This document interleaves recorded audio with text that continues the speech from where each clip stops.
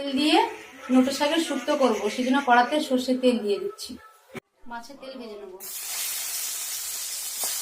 তেল ভেজে নিয়েছি, শুকনো লঙ্কা দিয়ে দেবো, গোটা সর্ষে, পাঁচফোড়ন, লোটে শাক, আলু দেবো।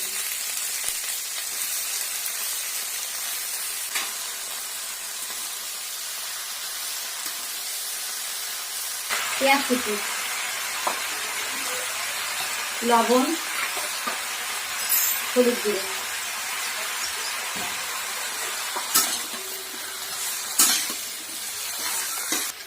সামান্য চিনি দিয়ে দেবো।